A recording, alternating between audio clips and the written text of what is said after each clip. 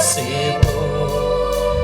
Aku hidup hari ini semua berkat kemurahan. Kami berterima kasih. Terima kasih Yesus, Engkau sangat baik, teramat baik bagiku.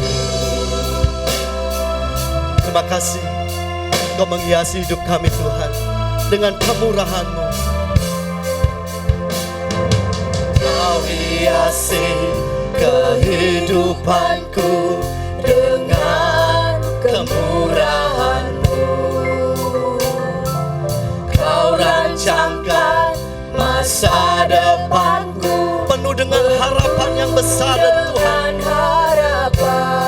Aku ada Tuhan, aku ada saat ini, semuanya karena kasih-Mu.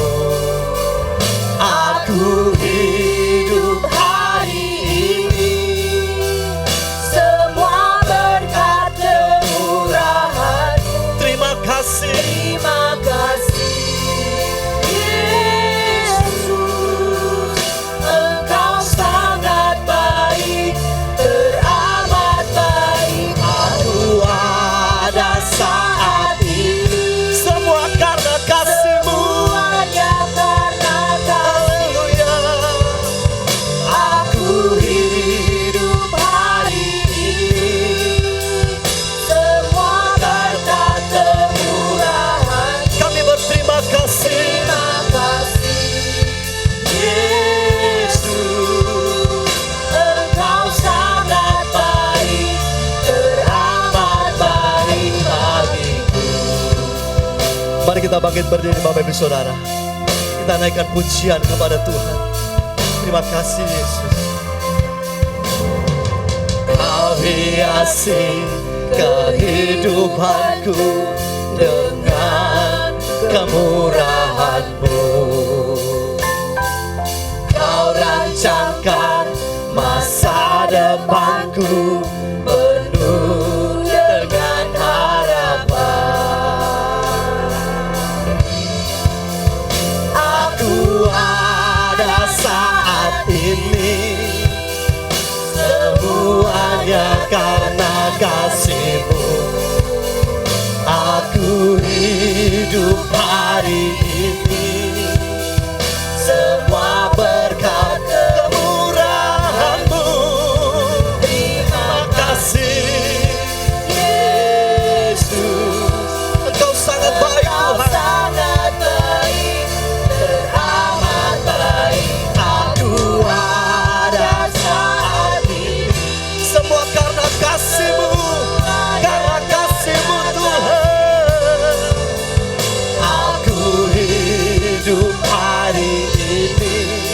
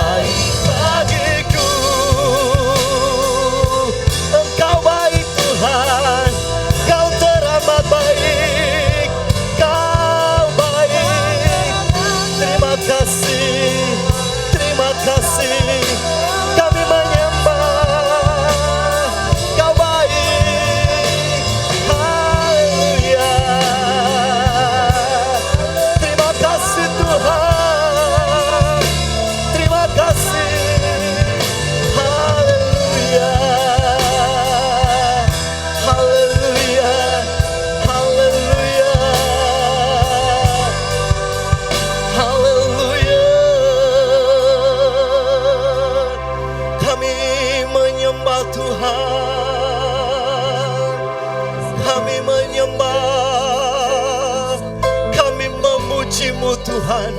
Kami mendeklarasikan Engkau Allah yang hebat.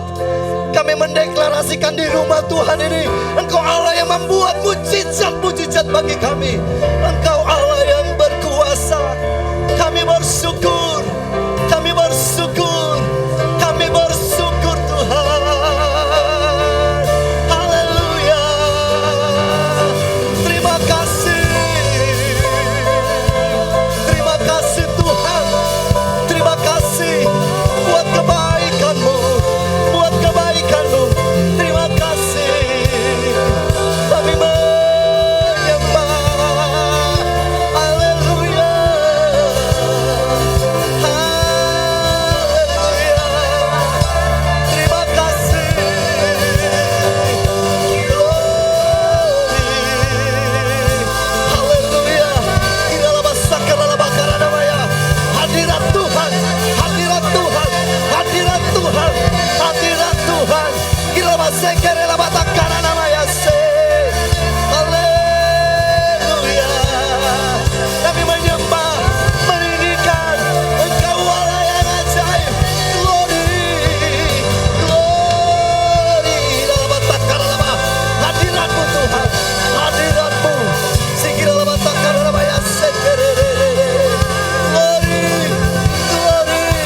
Lawatanmu, mujizat-Mu, kebaikan-Mu. Terima kasih.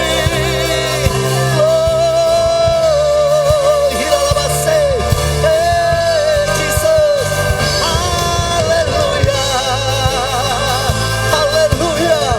Haleluya. Haleluya. Jesus, Jesus. Kami menyembah, kami meninggikan Tuhan kami yang kami tinggikan. Di dalam matakan dalam bahasa kerere. Oh, Jesus. Haleluya. Haleluya. Tuhan, kami meninggikan Engkau. We worship you. We worship you. We worship you. We worship you. Di dalam matakan dalam bahasa kerere. Oh, Jesus. Haleluya. Terima kasih Tuhan. Terima kasih Yesus. Kami yang sudah ditebus, yang sudah diberkati, kami yang sudah membawa hidup kami menjadi lebih baik karena Tuhan. Kami datang di tempat ini untuk meninggikan Engkau Allah yang hebat, Allah yang luar biasa, Allah yang penuh dengan mujizat-mujizat dalam setiap kehidupan kami. Biarlah hati kami hari ini bersuka cita, hati kami beria-ria meninggikan Tuhan yang kami sembah itu, Yesus Kristus, Raja kekal kami. Terpujilah Engkau Tuhan. Ibadah ini kami serahkan ke dalam tangan Tuhan. Demi nama Tuhan Yesus Kristus yang siap memuji Tuhan berkata, amin. Mari kita beri tepuk tangan yang meriah bagi Tuhan kita. Haleluya. Kita semua yang sudah menerima kebaikan Tuhan, maka itu kita di hadapan Tuhan akan berkata, Engkau baik Tuhan. Amin Bapak Ibu Saudara. Engkau baik Tuhan. Katakan kanan kiri, Yesus teramat baik. Di hadapan kemegahan-Mu. Mari kita silakan duduk Bapak Ibu Saudara. Dia adalah Allah yang layak dipuji. Dia adalah Allah yang layak ditinggikan. Bila kebenaran firman Tuhan menguatkan hidup kita, membawa kita kepada jalan-jalan Tuhan, bahkan mujizatnya terjadi bagi hidup kita. Terima kasih Tuhan.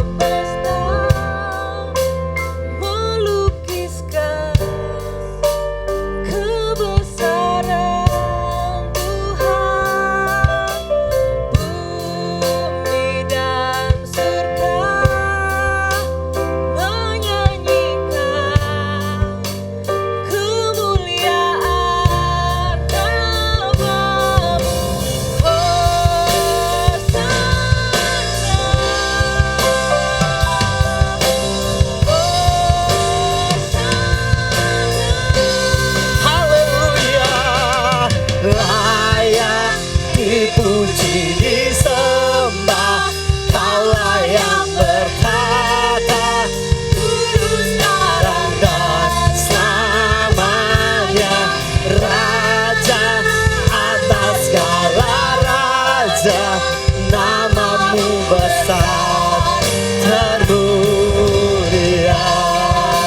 Segala alam semesta ini menuliskan kehebatan Tuhan kami. Haleluya Yesus.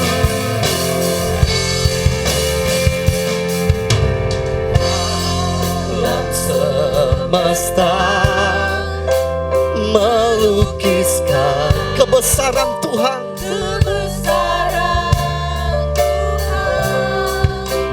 Bumi dan surga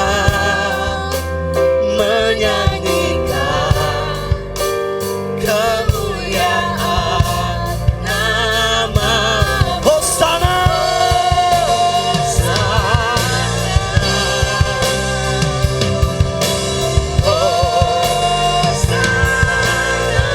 haleluya. Layak dipuji, disembah. Kaulah yang berkata kudus sekarang dan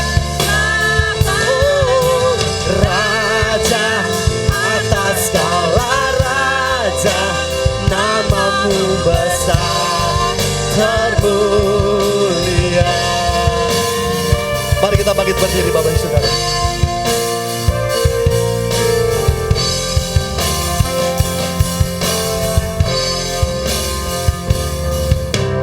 Alam semesta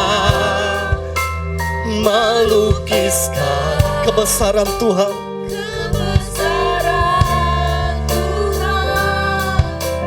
Bumi dan surga menyanyikan kemuliaan namamu. Hosana,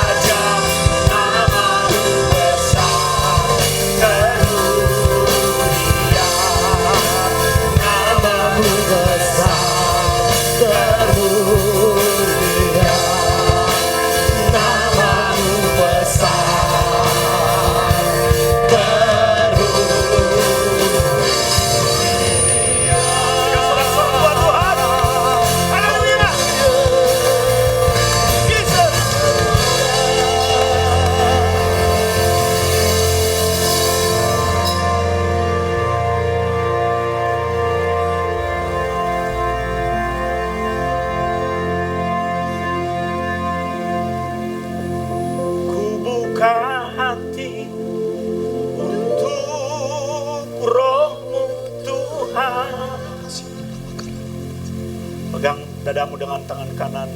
Ku buka hati menyembahmu Yesus. Jamahlah aku.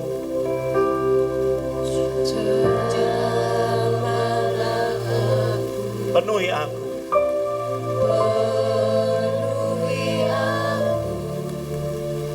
Dengan kuasa Allah Maha Tinggi. Mari katakan sekali lagi, ku buka hati.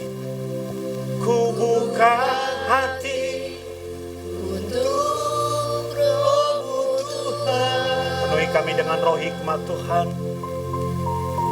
Ku buka hati menyembahmu Yesus. Jamahlah aku. Jamahlah aku. Penuhi aku.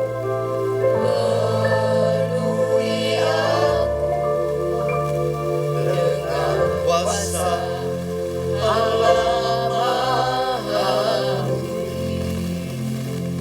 Kami siap mendengar firman-Mu Tuhan. Jika hati kami adalah sebuah tanah, dan biarkan firman-Mu membajak hati kami, sehingga siap menerima segala yang baik dari Tuhan dan menghasilkan yang baik. Kami tahu firman-Mu adalah sebuah kehidupan. Saat kami menerimanya, kami hidup, lebih hidup, dan tidak pernah sama lagi. Urapi kami. Tanda-tanda ajaib dan heran terjadi di tengah-tengah kami. Di dalam nama Tuhan Yesus, semua yang siap mendengar firman Tuhan berkata, Amin. amin. Silakan duduk, saudara. Shalom. Hari ini kita mempelajari dua tipikal ibadah di hadapan Tuhan. Dan ini seringkali menggambarkan kehidupan kita di dalam Tuhan. Saat kita berada di dalam kenisa, saat menyembahnya, hanya Tuhan yang tahu hati kita. Oleh sebab itu kita akan belajar tipikal seperti apa. Kita perlu mengenali tipikal seperti apa yang ada di hadapan Tuhan saat datang kepadanya. Jangan-jangan kita menjadi salah satu di antaranya. Dan saya mengajak kita semua untuk membaca di dalam perikop ini, saudara.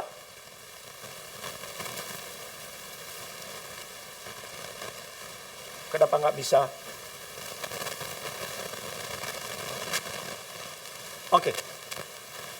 Kita mulai membaca di dalam Lukas pasal 18 ayat yang ke-10. Kita lihat mulai dari ayat yang ke-10 sampai ayat yang ke-14. Lukas pasal 18 ayat 10 14. Kita baca mulai ayat yang 10. 2, 3. Ada dua orang pergi ke bait Allah untuk berdoa. Yang seorang adalah Farisi dan yang lain adalah pemungut cukai. 11. Orang Farisi itu berdoa dalam hatinya begini. Ya Allah, aku mengucap syukur kepadamu karena aku tidak sama seperti semua orang lain. Bukan perampok, bukan orang lalim, bukan pezina, dan bukan juga seperti pemungut cukai ini. Aku berpuasa 2 kali seminggu. Aku memberikan 1/10 dari segala penghasilanku. Tetapi pemungut cukai itu berdiri jauh-jauh, bahkan ia tidak berani menengadah ke langit, melainkan apa saudara? Ia memukul diri dan berkata, Ya Allah, kasihanilah aku orang berdosa ini. Aku berkata kepadamu, orang ini pulang ke rumahnya sebagai orang yang dibenarkan Allah dan orang lain itu tidak. Sebab barang siapa meninggikan diri, ia akan direndahkan. Dan barang siapa merendahkan diri, ia akan ditinggikan. Dalam perikop ini kita melihat ada dua orang yang pergi beribadah di hadapan Tuhan. Dan dua orang ini berbeda. Perbedaan mereka menjelaskan kategori ibadah yang mereka lakukan di hadapan Tuhan. Satu, ibadah yang dilakukan dalam kategori Farisi. dan satu ibadah yang dilakukan dalam kategori pemungut cukai. Saya ulangi, dalam perikop ini menjelaskan kepada kita ada dua kategori orang yang beribadah di hadapan Elohim. Satu kategori orang Farisi dan satu kategori pemungut cukai. Mari kita membahas satu demi satu untuk melihat apakah kita termasuk kategori pemungut cukai atau kategori orang Farisi. Kita lihat yang pertama, saudara. Pertama saya ingin menjelaskan kepada saudara bahwa Farisi adalah satu kelompok agama di zaman Perjanjian Baru dan mereka disebut sebagai teolog. Mereka disebut sebagai ahli-ahli agama yang memang mengetahui hukum-hukum Musa dan mereka menyalinnya dan mereka mensosialisasikannya dan mereka mendorong dalam tanda kutip juga memaksa orang untuk mengikuti hukum itu dan hidup di dalamnya. Nggak main-main saudara, mereka juga menggunakan hukum itu untuk menjudge atau mendiskreditkan orang kalau dia tidak mampu melakukannya dengan baik. Jadi Farisi adalah kelompok agama. Katakan kelompok agama. Mereka tahu hukum, mereka tahu kebenaran, dan mereka menggunakan kebenaran itu untuk menjudge, menghakimi orang. Atau menjadi seperti polisi agama, saudara. Itulah kelompok Farisi di zaman Tuhan Yesus. Dan Farisi juga datang ke Bait Allah untuk berdoa tentu saja. Yang menjadi pertanyaannya, tipikal seperti apakah Farisi itu ketika dia beribadah di hadapan Elohim di Bait Allah? Ingat pada waktu itu Bait Allah berada di kota Yerusalem. Orang kalau pergi beribadah maka sejauh-jauh dia pergi, sejauh-jauh dia berada, dia harus ke Yerusalem untuk beribadah. Dan Yerusalem adalah pusat kerohanian bangsa Israel di masa itu. Pusat kerohanian orang Yahudi. Tentu saja di sana banyak ahli-ahli agama dan orang-orang Farisi. Bagaimana cara mereka berdoa di dalam perikop ini? Karena mereka berada di Bait Allah, maka perikop ini memberitahukan kepada kita berdiri di hadapan Allah. Saya ingin memberitahu kepada kita semua bahwa siapapun saudara, dalam golongan apa, dalam level apapun, bahkan termasuk kategori berdosa atau tidak berdosa, apakah disebut lahir baru atau sudah berakar, apakah disebut sebagai pekerja, pelayan, atau hamba, ketika kita berada di dalam ruang ibadah, kita sama rata, sama rasa, karena kita berdiri di hadapan Elohim. Amin. Jadi ketika kita beribadah sebenarnya setiap hari Minggu, itu tidak terjadi karena kita orang Kristen. Tidak, saudara. Itu tidak terjadi karena KTP-mu ada identitas agamamu. Tidak. Tapi Anda datang beribadah entah agama apapun di dunia ini, saudara. Baik agama Kristen, baik agama Muslim, Hindu, Buddha, Katolik. Saat Anda beribadah dalam ruang ibadahmu, Anda sedang berdiri di hadapan Tuhanmu. Haleluya. Itu sebabnya saudara, nanti saya akan cari waktu untuk menjelaskan ibadah yang sejati itu lebih lagi.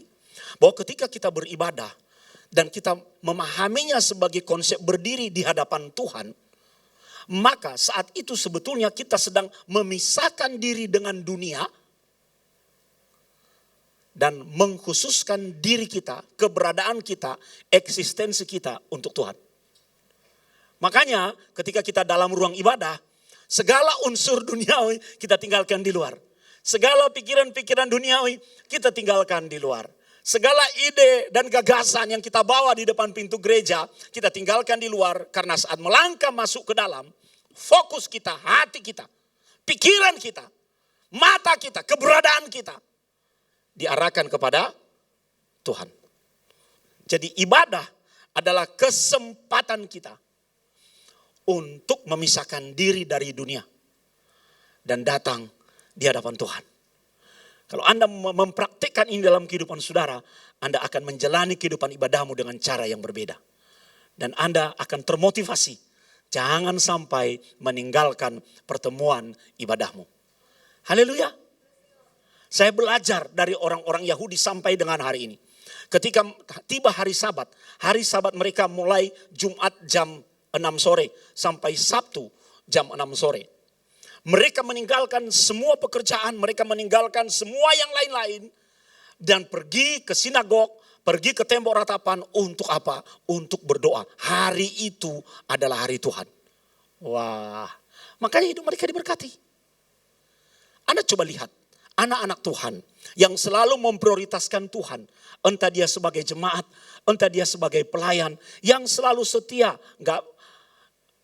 selalu konsisten dan komitmen. Ingat, Nuh living consistently with God. Apa yang menjadi hasilnya? Dia diberkati. Karena dia bisa membedakan kapan dia harus duniawi atau mengerjakan perkara-perkara duniawi. Dan kapan harus fokus dan mendedikasikan hidup, pandangan, pikirannya, hatinya kepada Elohim.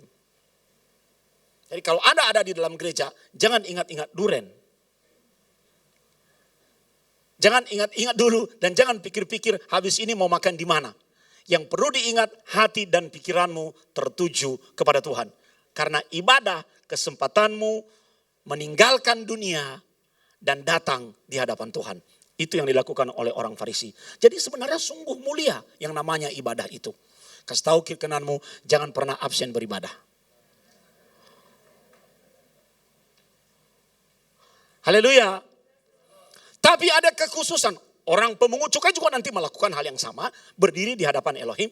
Tapi ada kekhususan di dalam perikop ini. Saudara. Ketika si Farisi ini berdoa. Perikop ini menceritakan kepada kita.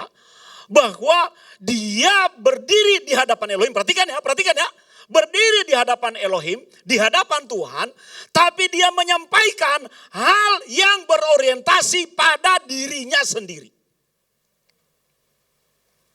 Seharusnya kalau kita berdiri di hadapan Elohim, maka kita tidak perlu menyampaikan yang berorientasi pada diri kita.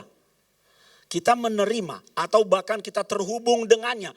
Kita tidak sedang membanggakan diri di hadapan Tuhan. Ingat, Abuna katakan tadi bahwa di hadapan Tuhan saat seseorang berdiri di hadapan Tuhan, segala atribut dunia kita ditanggalkan. Sebab kita semua sama di hadapannya. Haleluya. Tidak demikian dengan orang Farisi ini. Apa yang dilakukannya saat berdiri di hadapan Tuhan? Coba lihat saudara, dia mengklaim kebenaran dirinya di hadapan Elohim. Artinya dia merasa diri benar. Bagaimana kita tahu itu bahwa dia merasa diri benar saudara? Coba lihat kembali dalam perikop kita ini. Lihat di dalam ayat yang ke-11. Orang Farisi itu berdiri. Dan berdoa di dalam hatinya. Berdoa di dalam hati saudara. Artinya Tuhan pun tahu isi hati itu. Ya Allah, aku mengucap syukur kepadamu karena aku tidak sama seperti semua orang lain. Jadi dia membandingkan dirinya dengan semua yang ada dalam satu ruangan dengan dia.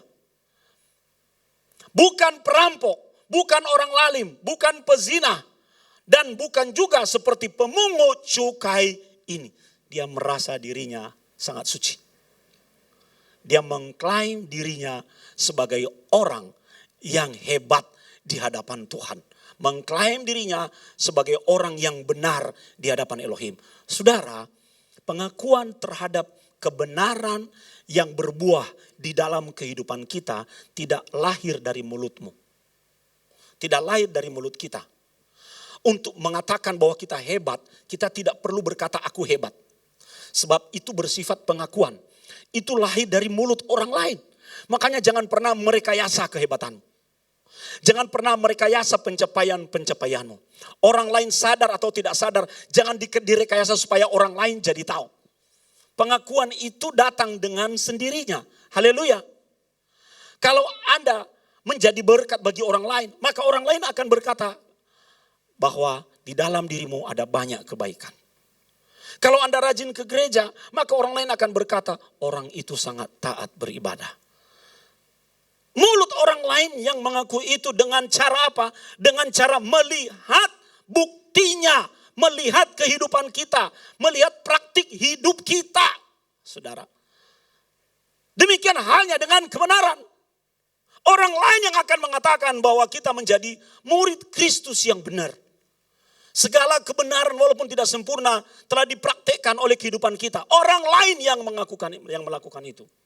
Kalau kita mengklaim diri sebagai orang yang benar di hadapan Elohim, itu sama saja kita menyamakan diri dengan dia.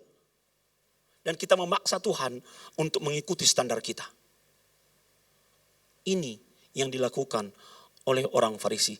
Dia lupa dia sedang berhadapan dengan Tuhan.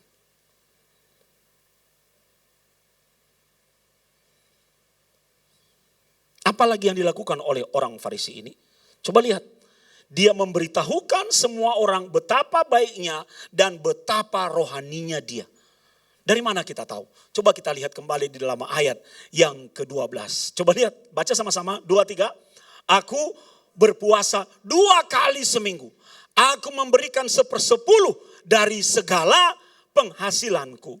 Saudara, kewajiban agamamu tidak lantas ketika Anda melakukannya memposisikan hidupmu menjadi orang yang benar di hadapan Tuhan. Karena itu bersifat kewajiban agamamu. Sebagai anak Tuhan Anda wajib melakukan itu. Tapi untuk menjadi orang benar, untuk menjadi orang yang baik dalam standar Tuhan, itu tidak ada kaitannya dengan kewajiban agamamu. Banyak orang hari ini salah kaprah. Dia berpikir kalau dia melakukan kewajiban agamanya, maka dengan sendirinya dia menjadi orang yang rohani. Oh tidak. Tidak. Kewajiban agamamu adalah tanggung jawabmu sebagai pemeluk agama. Sebagai agama Kristen, maka Anda wajib baca Alkitab, wajib datang ke gereja, wajib misalnya mendukung pelayanan, memberikan persembahanmu, wajib mengasihi. Itu bagian yang seharusnya Anda lakukan sebagai orang Kristen. Tapi untuk menjadi righteousness, orang yang benar, perkaranya beda. Anda harus menghidupi kebenaran itu sedetil-detilnya di dalam kehidupanmu. Kehidupan rohani itu bukan proses lari sprint, siapa cepat. Tapi bagaimana dia bertahan, lari maraton, daya tahan tubuhmu, Anda melalui setiap proses di dalam Tuhan.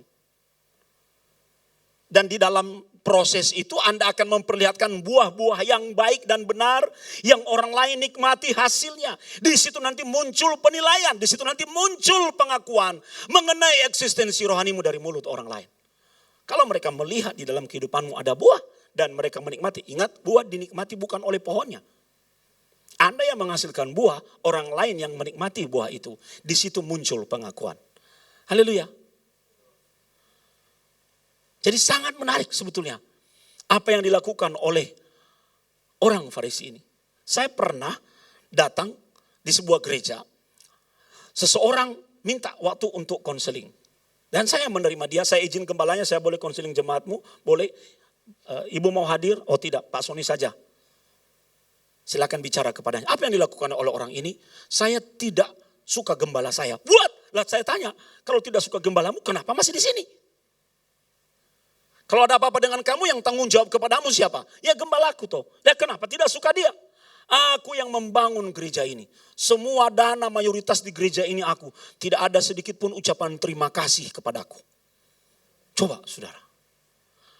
Saya bilang enggak mungkin Pak. Tidak mungkin panitia pembangunan tidak mengucapkan terima kasih kepadamu. Betul toh? Tidak mungkin setiap kali kamu menabur benih gembalamu tidak mungkin tidak berdoa. Dia memberkati setiap benih itu. Yang Bapak butuhkan sebenarnya adalah pengakuan terus dan terus dan terus dan terus dan terus. Setiap kali Anda datang, Anda mau dihormati, Anda mau diakui. Setiap kali Anda pergi, Anda jumpa dia di jalan, Anda mau diistimewakan. Itu yang terjadi. Pucat mukanya saudara. Butuh mana sekarang Bapak? Pengakuan dari gembalamu atau pengakuan dari Tuhan? Pilih, saya akan berdoa. Sekarang saya akan tumpang tangan di atas kepalamu. Baru dia tersadar. Tidak penting pengakuan dari manusia. Yang penting pengakuan dari Tuhan. Sekalipun manusia tidak tahu, Tuhan itu mencatat setiap hal yang kita kerjakan. Ingat, di sidang pengadilan terakhir nanti, Tuhan menghakimi semua perbuatan jahat dan menghakimi juga semua perbuatan yang baik. Kasih tahu kiri kananmu, enak jadi orang baik. Ada logatnya sedikit, enak jadi orang baik.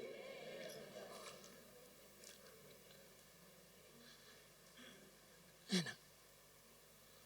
Orang Farisi ini cuma ngomong kebaikan, tapi dia tidak pernah berperilaku baik. Itu sebabnya Yesus itu mengkritik mereka. Yesus mengkritik mereka. Hubungan Yesus dengan orang Farisi ini kan kurang harmonis. Kenapa? Karena mereka tidak suka Yesus. Maka ketika Yesus disalibkan, mereka merancang hal-hal jahat. Mengangkat saksi-saksi palsu. Karena kebencian. Makanya hati-hati memelihara kebencian di dalam hidup saudara. Anda tidak akan pernah melihat cara kerja Tuhan di dalam hidupmu dan dalam hidup orang lain. Yang ada dalam dirimu adalah bagaimana cara menjatuhkan dia. Hidup kita tidak boleh didrive oleh kebencian. Tapi hidup kita didrive oleh Elohim, oleh Tuhan sendiri. Itulah prinsip kebenaran. Itu sebabnya Tuhan Yesus selalu mengkritik mereka. Dan ketika Yesus mengajar mengenai orang Farisi itu, apa yang dikatakannya? Kita baca sama-sama. Sebab itu, turutilah dan lakukanlah segala sesuatu yang mereka ajarkan kepadamu. Kenapa Tuhan Yesus ngomong begitu? Karena mereka mengajar kebenaran. Betul? Mereka mengajar demikian yang seharusnya. Ada 613 hukum Yahudi. Dari 613 hukum Yahudi itu, tidak semua bisa mereka lakukan sampai dengan hari ini. 200 pertama dilakukan ketika mereka berada di tanah perjanjian. 200 sebagai orang Yahudi. Betul ya? Sebagai orang Yahudi dimanapun dia 200. 213 ketika mereka berada di tanah perjanjian. Jadi kalau dia Yahudi ada di luar Israel, dia hanya mampu melakukan 200. Tapi kalau dia Yahudi ada di Israel, dia melakukan 413. Betul? Kurang berapa? Kurang 200. 200 hanya bisa dilakukan kalau bait Allah ketiga berdiri. Atau bait Allah berdiri. Makanya sekarang ini rame nih. Mereka ngotot protes kepada pemerintah. Anda baca koran toh? Di Israel demo besar-besaran. Mereka membenci pemerintah karena tidak mendukung rencana pembangunan bait Allah yang ketiga. Sebab apa? Karena ada 200 hukum tersisa yang hanya bisa mereka lakukan kalau bait Allah berdiri. Nah, orang-orang Farisi ini mengajar kebenaran, saudara. Mereka beritahu kamu seharusnya begini, kamu seharusnya begini. Kalau lewat jalan kamu harus begini, kalau lihat orang mandi harus begini. Itu aja ya saudara, kalau misalnya kita melihat orang berjanggut itu pipis di pinggir jalan, lalu kita tidak sengaja melihat dia dan dia melihat kita, maka dia akan merasa diri bersalah.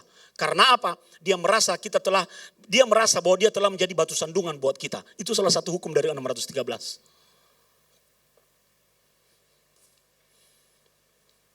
Jadi Yesus mendorong pendengarnya untuk mengikuti dan melakukan apa yang diajarkan. Sebab mereka mengajarkan hal yang baik. Betul? Tapi, lihat lanjutan kalimat Yesus. Tetapi janganlah kamu turuti perbuatan-perbuatan mereka. Karena mereka mengajarkannya tetapi tidak melakukannya. Alias apa? Asbun. No action, talk only. Yang begini ini yang Tuhan tidak suka. Dia bilang kan kamu tahu kebenaran. Kamu tahu bahwa pelayanan itu menjadi berkat. Kamu tahu beribadah itu menjadi berkat. Mau ya datang, mau ya melayani, mau ya melakukan sesuatu. Apa bedanya kita dengan orang Farisi? Kita semua sudah penuh dengan konsep tentang pengampunan. Teori tentang kasih. Saya percaya. Sejak kita kecil sampai dengan hari ini kita dengar firman Tuhan dan seluruh kebenaran. Betul?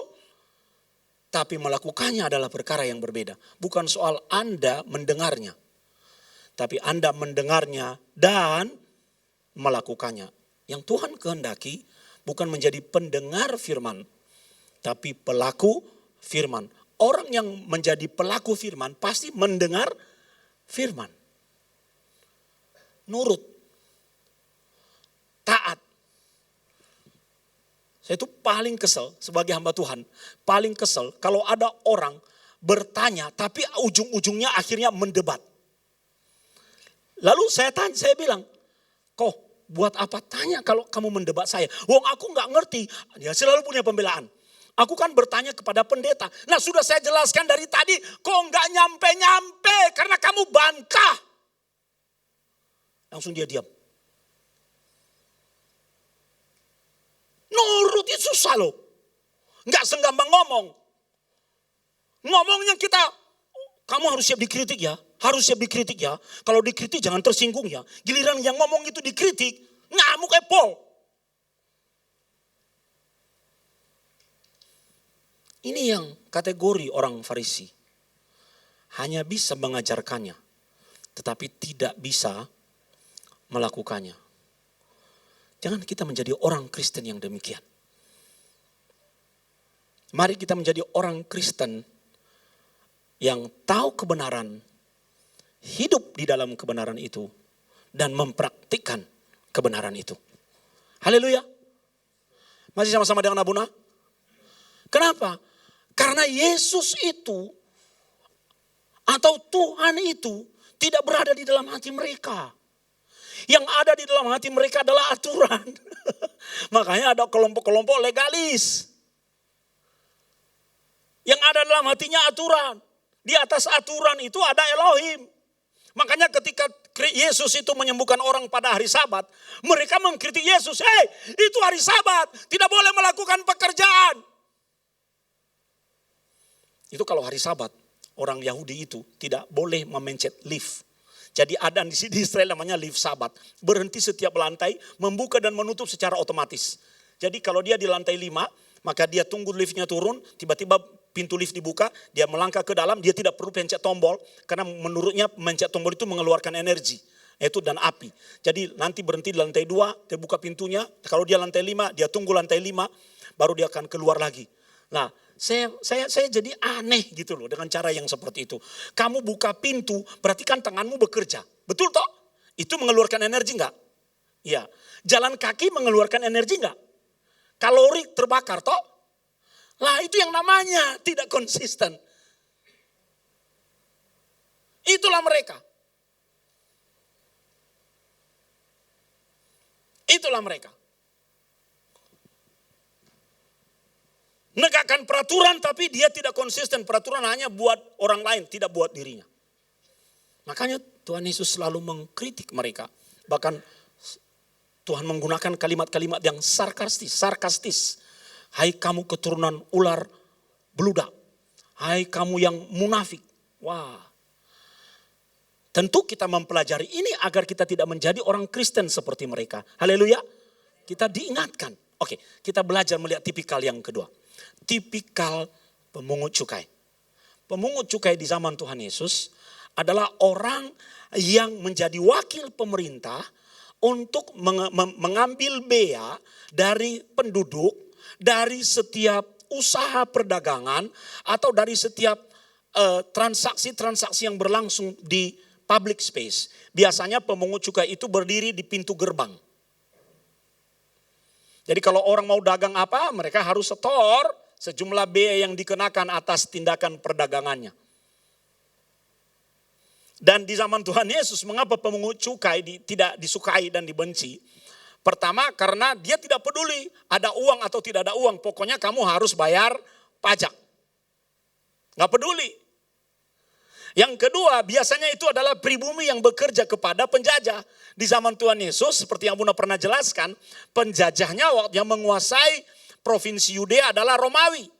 Dan mereka mengangkat pemungut cukai bukan orang Romawi. Pemungut cukai diambil dari orang Yahudi sendiri yang memungut cukai dari saudara-saudara sebangsanya. Jadi dia dibenci, dianggap sebagai pendosa yang berat. Salah satu kategori pendosa yang berat di zaman Tuhan Yesus adalah pemungut cukai. Untung di tengah-tengah Abuna nggak ada pemungut cukai.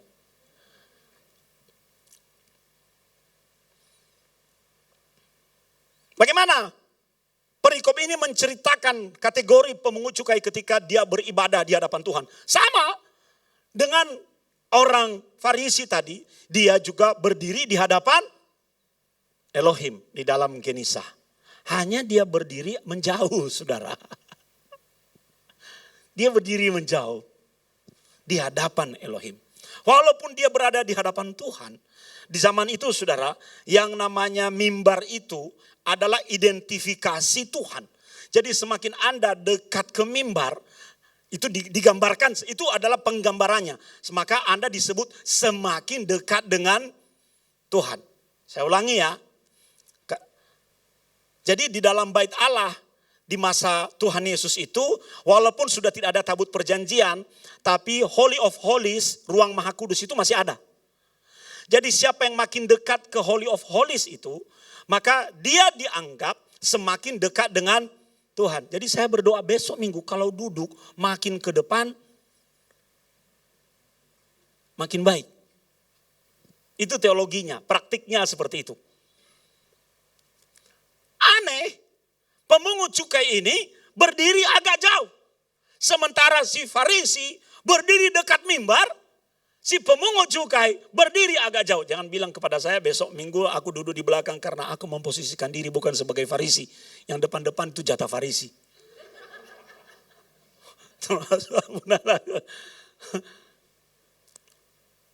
Dia berdiri agak jauh. Kenapa? Pasti ada alasannya, saudara. Perikop ini kita kembali kepada perikop kita, saudara. Apa alasannya Farisi ini berdiri agak jauh? Tetapi pemungut cukai itu berdiri jauh-jauh. Bahkan ia tidak berani menengadah ke langit. Karena menengadah ke langit adalah membuat semacam komunikasi face to face dengan Tuhan di masa itu. Jadi sebenarnya cara berdoa yang Alkitabiah itu begini, saudara. Angkat tangan, bisa berdiri dan bisa duduk. Mengangkat wajah di hadapan Tuhan. Bahkan dia tidak berani menengadah ke langit. Kepalanya tunduk dan melihat ke bawah. Dan dia memukul dirinya. Orang kalau memukul-mukul dirinya itu berarti ada sebuah penyesalan yang ada di dalam dirinya. Dia sedang mengekspresikan penyesalan itu. Dengan perilaku-perilaku tertentu. Posisinya menjauh dan dia mengekspresikan penyesalannya dengan memukul-mukul dirinya. Saudara, kapan kita terakhir datang ke hadapan Tuhan dan mengekspresikan penyesalan kita kepadanya? Atas satu minggu yang mungkin penuh dosa dalam hidup kita. Sejak minggu yang terakhir. Mari kita mulai berpikir tentang itu. Atas satu minggu di mana kita mungkin absen dari hadapannya. Apakah kita datang menyesal atau tidak? Karena penyesalan itu berkaitan dengan satu sikap hati di mana menyadari kesalahan yang telah diperbuat. Jangan mengeraskan hati. Ada orang itu kalau salah malah mengeraskan hati dan selalu menganggap diri benar, lalu membalik situasi playing victims. Tahu ya? Sebenarnya pelakunya dia, tapi dia menciptakan opini bahwa dia adalah korban yang begitu banyak di gereja. Dan saya harap yang seperti itu tidak ada dan tidak menjadi bagian karakter kita. Karena itu enggak benar. Itu sebabnya kita belajar hari ini tentang hal itu. Kita datang ke hadapan Tuhan, mungkin kita tidak memukul diri begini. Biar gorila aja yang memukul dirinya. Kita datang penuh penyesalan, Tuhan ampuni aku. Aku melakukan pelanggaran yang seperti ini. Ampuni Tuhan. Karena tujuan dan ending dari sebuah penyesalan adalah permohonan kerendahan hati di hadapan Tuhan untuk pengampunan dosa. Enggak ada manusia yang bebas dari dosa dan pelanggaran. Termasuk Abuna yang mengajarkan ini. Tidak ada. Maka setiap hari kita perlu datang di hadapan Elohim untuk menyesal dan memperbaiki diri dan membuat komitmen yang baru kepada Tuhan. Tuhan ampuni aku. Aku salah dalam hal ini. Aku melanggar di dalam hal ini. Karena kita punya Tuhan yang mau mengampuni. Jangan justru kita mengeraskan hati. Udah salah, merasa diri benar, tidak mau dikritik, playing victims. Cerita kemana-mananya beda. Saudara, nanti kalau ketahuan kan malu sendiri. Iya toh? Abuna dan Abun itu belajar diam, saudara. Karena Abuna sama Abuni, apalagi Abuna ini orangnya impulsif. Begitu ada masalah, kamu salah, bukan begitu. Dulu saya begitu saudara. Ngawur. Sekarang ya udah, diam. Waktu yang akan menjadi pembuktiannya. Enak gitu toh? Hati kita terjaga, urusannya masih banyak yang lain. Ngapain ngurusan si melekete, si melikiti? Anda mengerti maksud saya? Jangan membiarkan hatimu dicemari oleh hal-hal itu sehingga Anda kehilangan damai sejahtera. Lalu tiba-tiba nanti Anda tidak maksimal melakukan pekerjaan, lalu mundur dari pelayanan. Tanda-tanda kerohani yang buruk adalah mulai merasa tersakiti walaupun tidak tersakiti. Tapi dia merasa tersakiti. Lalu mulai merasa tertolak walaupun tidak ada yang menolaknya. Itu tanda-tanda, mulai mundur pelan-pelan. Itu namanya roh sihir. Nanti kapan-kapan Abuna akan mengajar itu. 7 roh sihir dalam kehidupan rohani. Tunggu, Abuna belajar dulu ya. Mari kita kembali kepada pemungut cukai ini. Dia memukul dirinya sendiri dalam penyesalan, memohon pengampunan dosa. Karena dia sadar, dia orang yang tidak layak berdiri di hadapan Tuhan. Ini perlu kita mempersiapkan diri menjelang Paskah ini loh saudara. Kita bereskan hati di hadapan Tuhan.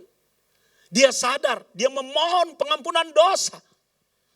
Makanya apresiasi Tuhan Yesus kepada kelompok-kelompok pendosa di masa dia melayani pezina, pemungut cukai, orang-orang berdosa yang ditolak oleh sistem agama. Yesus bilang begini saudara, siapakah di antara kedua orang itu yang melakukan kehendak ayahnya? Jawab mereka, yang terakhir. Nah coba lihat kata Yesus kepada mereka, aku berkata kepadamu sesungguhnya, siapa di situ saudara? Pemungut-pemungut cukai dan perempuan-perempuan sundal akan mendahului kamu masuk ke dalam kerajaan Allah. Nah kalau gitu boleh gak kita berpikir, kalau gitu aku jadi pemungut cukai aja. Aku jadi perempuan sundal aja.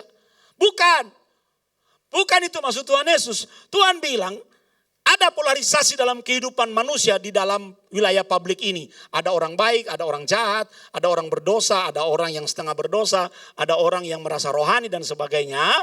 Nah, orang-orang yang berdosa dalam kategori pemungut cukai perempuan sundal ini memiliki sikap hati yang cepat bertobat, cepat berubah, yang meminta pengampunan Tuhan. Sementara yang seperti Farisi tadi merasa diri udah benar.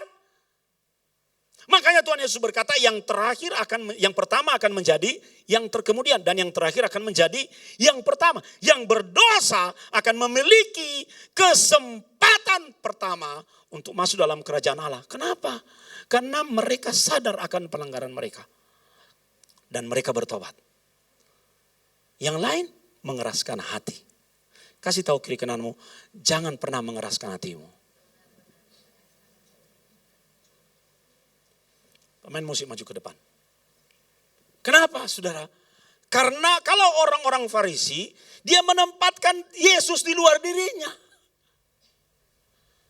Sementara orang-orang yang berdosa, perempuan-perempuan sundal, pemungut-pemungut cukai, menempatkan Yesus di dalam dirinya, menjadi pusat. Nah ini ada sejumlah poin yang kita renungkan. Yang pertama saudara, sikap hatimu saat menghadap Elohim akan menentukan berkat apa yang kamu terima daripadanya. Jadi diperlukan sebuah sikap hati yang benar. Haleluya.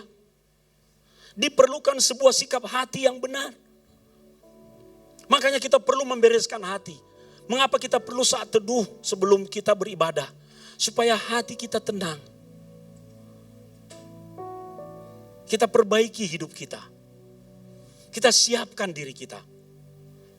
Kita mau agar hati kita tidak menjadi tanah yang keras. Tapi tanah yang siap dibajak oleh kebenaran itu. Diolah supaya tanahnya bukan lagi menjadi tanah tandus. Tapi menjadi tanah yang subur. Sikap hati itu penting. Dan sikap hati itu hanya diketahui oleh kita dan Tuhan sendiri. Hal yang kedua, merasa diri benar adalah sebuah sikap yang berbahaya. Karena apa saudaraku? Karena tidak ada satu orang pun yang sempurna. Jangan GR terhadap setiap kebenaran yang Anda miliki dalam kehidupan rohanimu. Jangan GR. Pengurapan masa kemarin, masa lalu, pengurapan 2 hari yang lalu sudah selesai. Kita harus berjuang untuk kebenaran kita hari ini. Karena kehidupan di dalam Tuhan bersifat progresif. Tidak pernah ada yang sempurna. Jangan pernah merasa aku sudah ya kalas, lengkap, sudah sempurna. Tidak bisa begitu. Tidak bisa begitu di dalam Tuhan. Kita harus selalu merendahkan diri dan merendahkan hati di hadapannya. Dan prinsip yang ketiga yang kita pelajari dari perikop ini. Jangan pernah menghakimi manusia. Seperti apapun dia berdosa di hadapan Tuhan, ingat kita bukan Tuhan. Haleluya. Haleluya. Kita bukan hakim, kita bukan jaksa, kita bukan orang yang mengetuk palu mengenai nasib seseorang. Doakan dia, tegur dia, nasihati dia. Hanya Tuhan yang berhak menghakimi setiap orang. Hanya Tuhan, saudara. Bukan orang lain. Justru kita harus mengasihi orang-orang yang seperti itu. Agar hidupnya pulih. Dan hidupnya mengalami breakthrough di dalam Tuhan. Prinsip yang keempat. Kesombongan rohani itu sangat berbahaya. Sebab itu akan menghalangi proses pembelajaran kita dari Tuhan. Tanpa sadar kesombongan rohani itu muncul ketika kita melayani. Tanpa sadar kesombongan rohani itu muncul ketika kita melihat kesalahan dan pelanggaran orang lain yang berkata, kamu ini ternyata levelmu di sini ya. Wah. Tanpa kita sadari, saudaraku. Kalau Tuhan masih memakai kehidupan kita, kita justru harus bersyukur. Tidak boleh kita menganggap diri lebih hebat dari orang lain. Dan yang terakhir, kerendahan hati itu diperlukan ketika kita menghadap Tuhan. Kita akan datang kepada Tuhan meminta misalnya, tangan orang yang meminta begini. Kan lucu. Minta tolong. Bisa tolong aku gak? Coba Anda digituin. Ngamuk toh? Ini orang minta tolong, berlagaknya minta ampun. Ingat loh, Tuhan itu juga digambarkan memiliki sifat-sifat manusia. Tuhan punya kasih tapi dia juga bisa tersinggung. Dia memiliki perasaan. Ketika kita datang merendahkan hati, merendahkan hidup, merendahkan diri di hadapan Tuhan. Dan menjadikannya sebagai pusat di dalam kehidupan kita. Maka Tuhan akan senang. Haleluya. Mari kita jadikan kesimpulan dari semua ini, saudara.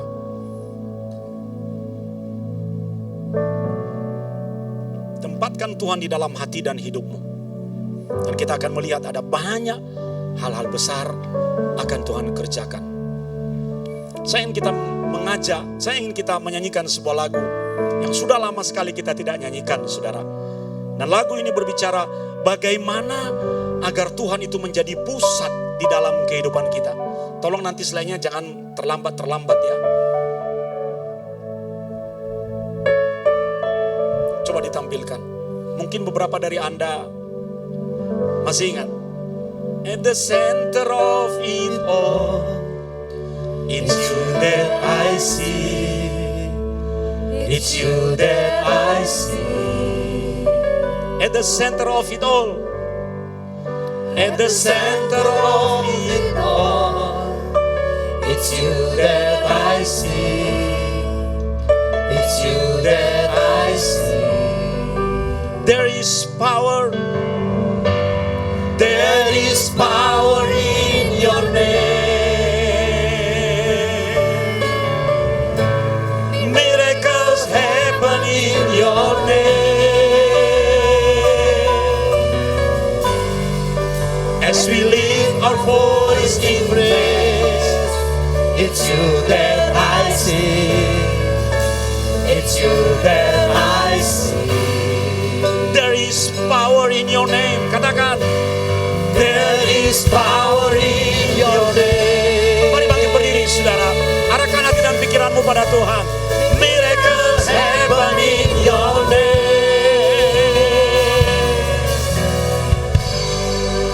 As we lift our voice in praise, It's you that I see. It's you that I see. at the center of it all. At the center of it all. It's you that I see. It's you that I see. At the center of it all. At the center of it all. It's you that I see. It's you that I see. Mari angkat tanganmu, katakan, there is power. There is power in your name. Hey, Miracles happen in your name. As we lift our voice in praise, it's you that I see. It's you that I see. there is power. There is power in your name. Miracles happen in your name. Haleluya. As we lift our voice in praise, it's you that I see. It's you that I see.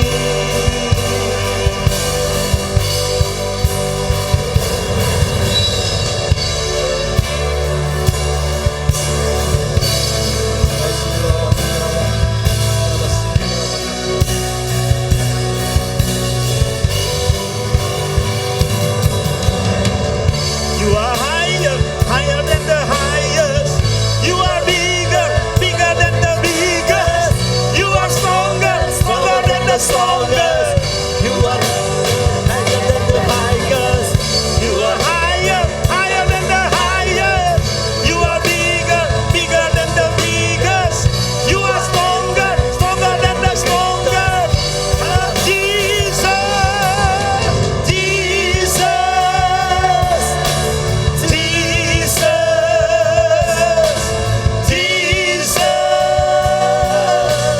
Jesus, Jesus, Jesus,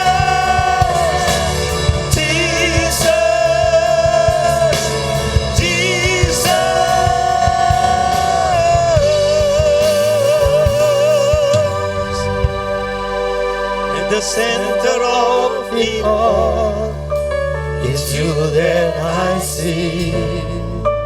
It's you that I see. at the center of it all, At the center of it all, it's you that I see. It's you that I see. mari letakkan kedua tanganmu di dadamu. Ambil satu komitmen. Biarkan Yesus yang menjadi pusat di dalam itu semuanya. Engkau akan melihat keajaiban demi keajaiban. Engkau akan menerima kuasa demi kuasa. There is power in your name. Miracles happen in your name.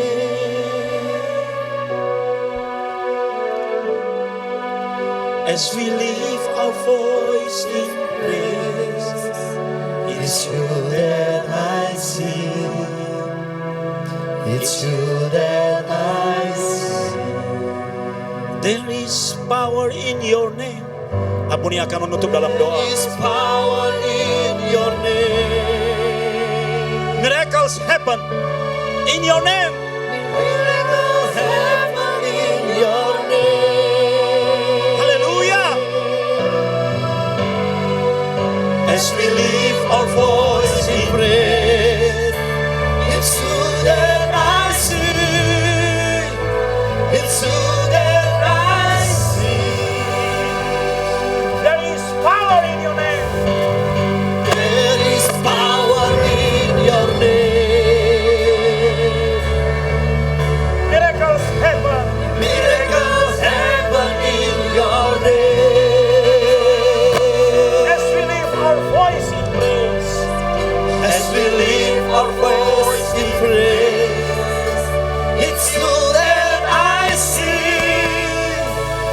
so that I see. Terima kasih Tuhan untuk firman-Mu yang kami dengar pagi hari ini. Dan biarkan Engkau sendiri dengan tangan-Mu yang kuat kembali memberkati hamba-Mu yang sudah Kau pakai untuk menyatakan apa yang menjadi isi hati-Mu. Dan sungguh Tuhan, kami merasa Engkau sendiri yang sedang menegur kami. Untuk kami boleh berbalik dari sikap hati kami yang salah selama ini. Ampuni kami Tuhan. Ketika kami datang dengan membanggakan semua yang baik yang sudah kami lakukan. Ampuni kami Tuhan. Ketika kami mengukur-ngukur orang lain dari kebenaran diri kami sendiri.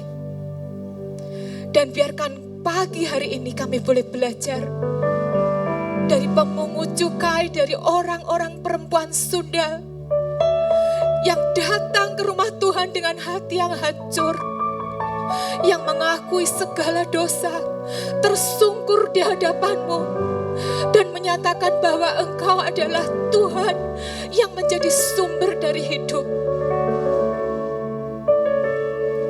Terima kasih Tuhan untuk pagi hari ini. Dan biarkan setiap anak-anak-Mu boleh pulang sebagai orang-orang yang dibenarkan oleh Engkau sendiri. Dan kami boleh menikmati apa yang menjadi bagian kami. Anugerah Tuhan yang besar itu boleh turun.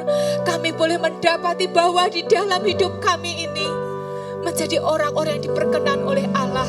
Dan disertai dengan mukjizat-mukjizat kebaikan-kebaikan-Mu. Tanda-tanda yang heran dan luar biasa. Terima kasih Tuhan. Kami pulang dengan penuh sukacita. Karena Engkau Allah yang sudah menebus dan mengampuni setiap dosa dan kesalahan. Dan segala duka cita kami, Engkau sudah ubah menjadi sukacita dan sorak-sorai. Di dalam nama Tuhan Yesus kami sudah berdoa.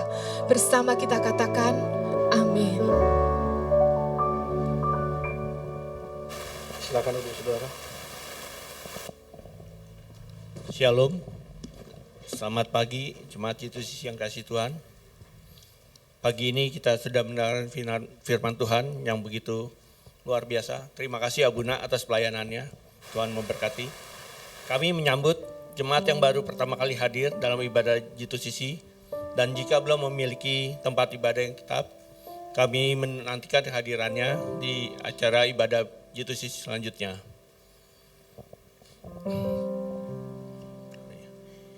Info gereja sepekan, nanti sore ada ibadah online pukul 17 di channel YouTube Pastor Sony Saluhu. Terus firman online hari Rabu tanggal 29 Maret melalui via Zoom dan YouTube bersama Abuna Sony Saluhu mulai pukul 17 WIB. Breakthrough Prayer Jumat tanggal 31 Maret pukul 5 WIB. Ibadah Youth Sabtu 1 April di gereja pukul 16.30, ibadah sekolah minggu 2 April pukul 7 WIB di halaman gereja. Selanjutnya kita ada acara donor darah pada tanggal 1 April pukul 9. Untuk yang ingin mengikuti acara donor darah ini bisa menghubungi Abuni dan Ibu Aurel. Ada acara worship Pro bersama Pastor Revo pada hari Kamis tanggal 30 Maret pukul 19. Melalui via Zoom, ID dan passwordnya bisa dicatat. Kami juga mengucapkan selamat ulang tahun kepada seluruh jemaat. Selamat ulang tahun pernikahan juga dalam minggu ini. Tuhan memberkati dan memberikan umur panjang. Menghimbau bagi Bapak, Ibu, Saudara, adapun ada anggota keluarga yang sedang demam, flu, batuk, pilek, tidak diperkenankan untuk mengikuti ibadah secara onsite. Harap mengikuti ibadah secara online, tetap menerapkan protokol kesehatan dimanapun kita sedang beraktivitas. Demikian info gereja sepekan. Selamat hari Minggu, Tuhan Yesus memberkati. Shalom.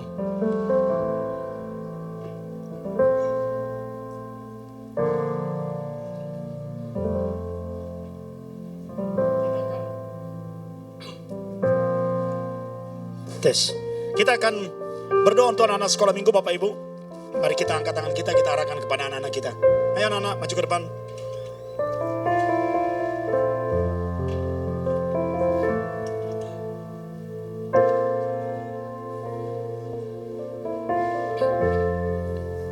Mari kita angkat tangan kita Bapak Ibu, kita arahkan kepada anak-anak kita. Bapa, di dalam nama Tuhan Yesus kami berdoa dan menyerahkan anak-anak kami di dalam tangan Tuhan. Biarlah sejak kecil mereka mengenal kebenaran dan hidup dalam kebenaran itu. Dalam level mereka dan mereka menjadi berkat dan terang. Baik di dalam keluarga maupun di teman-teman sekolah dan dimanapun mereka berada. Pakai hidup anak-anak kami ini sebagai terang dan garam. Urapi mereka Tuhan. Berikan kepada mereka kecerdasan, kepintaran, dan roh yang takut akan Tuhan. Sejak kecil bentuk hidup mereka arahkan seperti anak panah di tangan pahlawan. Kami mengimani bahwa kalau mereka anak panahnya dan engkau pahlawannya, mereka akan menuju sasaran-sasaran yang sudah engkau siapkan bagi masa depan mereka. Berkati guru-guru sekolah minggu, dan kalau ada di antara mereka yang ujian, Tuhan berikan roh hikmat, sehingga mereka bisa mengikuti ujian itu dengan baik, dengan hasil yang baik.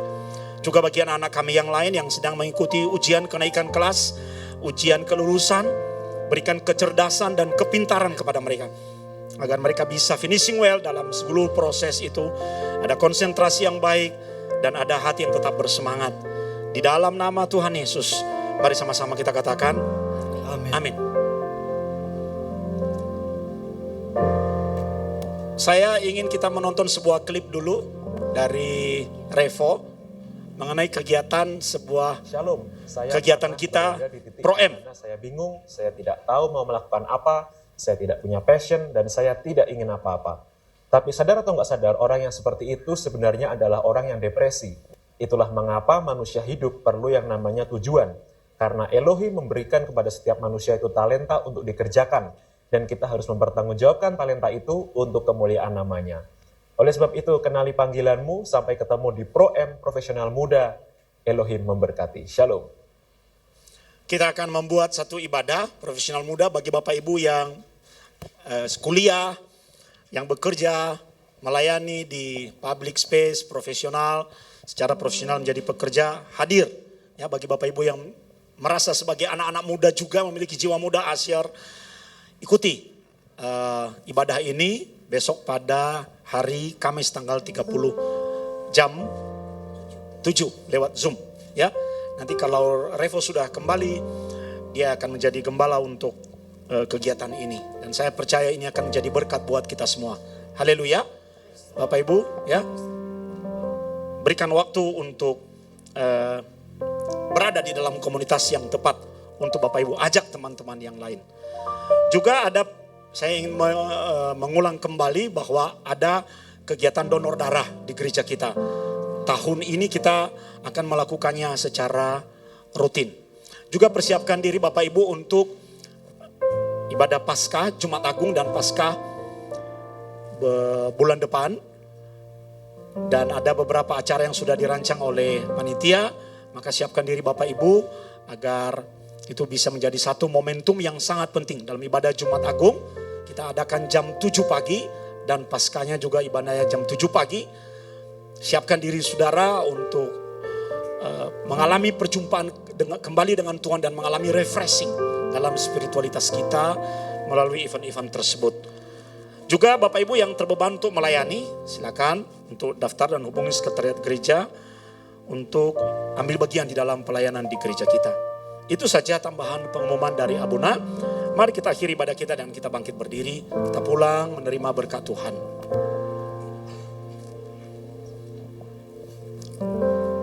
Bapak, terima kasih. 1 minggu kami sudah lalui sejak ibadah yang terakhir minggu lalu. Dan kami diberkati sepanjang 1 minggu ini. Ada banyak hal yang kami terima dari Tuhan, proses yang kami lalui dari Tuhan. Dan kami tahu Tuhan tidak pernah meninggalkan kami. Terima kasih buat firman-Mu mengingatkan kami bahwa kami harus sungguh-sungguh di hadapan Tuhan saat berdiri. Di hadapan-Mu, menyesali semua dosa dan pergumulan kami dan mau menjadi orang yang benar. Kami tahu Tuhan tidak akan pernah menolak kami, tapi menerima kami dan memulihkan hidup kami. Materaikan itu firman-Mu dalam kehidupan kami. Kau juga memberkati kegiatan-kegiatan gereja yang akan dilakukan minggu depan maupun minggu-minggu berikutnya. persiapkan dan Tuhan tolong semua persiapan-persiapan kami agar kegiatan-kegiatan itu sungguh menjadi berkat, khususnya dalam ibadah Jumat Agung dan ibadah Paskah. Tuhan sendiri yang hadir menjamah hidup kami semuanya. Sekali lagi kami berdoa untuk anak kami yang sedang mengikuti ujian dan mempersiapkan diri ujian untuk kelulusan mereka. Berkati mereka Tuhan dan persiapkan mereka, khususnya berikan kesehatan yang baik dan hati yang terfokus kepada semua tujuan dan kegiatan-kegiatan itu. Agar mereka tidak teralihkan perhatiannya dan mereka bisa mempersiapkan diri dengan belajar dengan baik. Dan mereka akan melihat dan mendapatkan nilai yang maksimal, yang terbaik dalam ujian-ujian mereka. Kami juga berdoa bagi anak-anak kami yang sekolah di luar kota, berkati mereka dan tangan Tuhan ikut menjaga mereka. Terima kasih Tuhan, kami menyadari bahwa setiap berkat materi yang kami terima dalam hidup ini tidak pernah muncul begitu saja. Itu karena tangan Tuhan ikut bekerja dalam usaha dan pekerjaan kami, sehingga kami diberkati. Kalau hari ini Engkau izinkan kami untuk mengembalikan persembahan kami dan perpuluhan kami di hadapan Tuhan, ucapan syukur kami, biar itu kami lakukan karena kami mengerti bahwa semua berasal dari Tuhan. Dan ada bagian yang harus kami kembalikan kepada Tuhan dan kami mau memberinya dengan sukacita di hati. Terima kasih Tuhan, berkati pekerjaan dan kehidupan anak-anak-Mu. Yang sakit Tuhan sembuhkan, yang lemah Tuhan kuatkan, yang terikat Tuhan lepaskan. Tuhan Yesus, kami mau pulang dengan menerima berkat Tuhan. Buka kedua tangan-Mu dan pulanglah dengan membawa berkat-Nya. Mereka. Amin. Tuhan memberkati engkau dan melindungi engkau. Amin. Jaira Adonai panafeleka fekuneka. Amin. Tuhan menyinari engkau dengan wajahnya dan memberi engkau kasih karunia. Amin. Disa Adonai panafeleka feyasim leka shalom. Tuhan menghadapkan wajahnya kepadamu di dalam shalomnya. Yang menerima berkat Tuhan berkata, amin.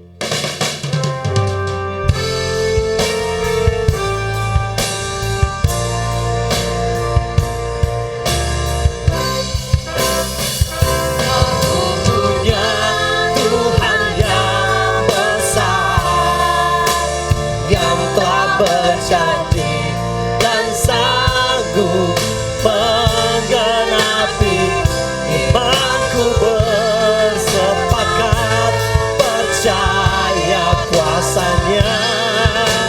Ku terima sekarang kemenangan darimu.